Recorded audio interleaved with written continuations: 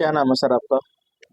Shahi chief Mufti of Uttar Pradesh मौलाना चौधरी इब्राहिम हुसैन अलीगढ़ से। मौलाना आपसे सवाल था कि ममता बनर्जी का बयान आया है। उन्होंने कहा है कि कुछ दिनों में अजित पवार अपने पुराने गुट में लौटने वाले थे, उससे पहले ही ये दुर्घटना घटी है। इस पर आप क्या कहेंगे? देखिए, इस दुर्घटना से मैं भी दुखी हूँ और मुझे भी बहुत एहसास है।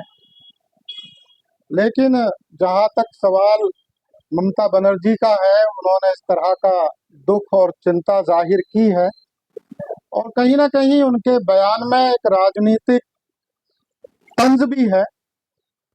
तो ये वक्त इस तरह के तंज का नहीं है, बल्कि सांत्वना देने का, श्रद्धांजलि देने का वक्त है और पूरा देश गमगीन है।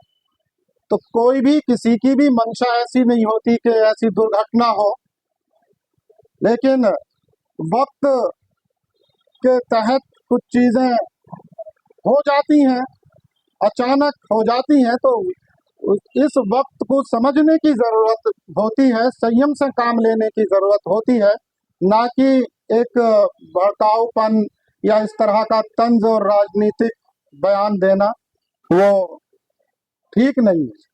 वही ममता बनर्जी ने कहा है कि देश में लोगों की कोई सुरक्षा नहीं है। पहले अहमदाबाद में इतने लोगों की जान गई और अब इस हादसे में अजित पवार की जान चली गई। वही उन्होंने कहा कि देश के मुख्यमंत्री समय कम होने की वजह से चार्टर्ड फ्लाइट में सफर करते हैं। ऐसे में उनकी सुरक्षा की जिम्मेदारी किसकी है? हम इस हादसे पे बड़े परेशान है, शब्द नहीं है हमारे पास। ये ममता बनर्जी का कहना देखिए, ये टाइम इस तरह की बातें करने का नहीं है और ममता बनर्जी भी एक जिम्मेदार पद पर हैं।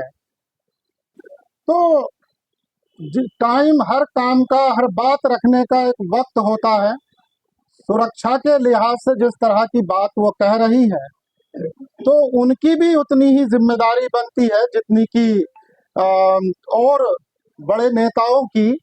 तो ये सुरक्षा का मामला सभी को मिलकर, बैठकर और आपसी चिंतन मंथन से तय किए जाते हैं। कहीं अगर कोई सुरक्षा में कमी की बात है, तो वो ये टाइम नहीं होता, बल्कि अ, और समय होते हैं और पहले भी समय गुजर चुके हैं। तो इस तरह के की बातें और बयान अ, ना करके एक जो काम है असल, उस पर काम किया जाए तो ज्यादा बेहतर होता है।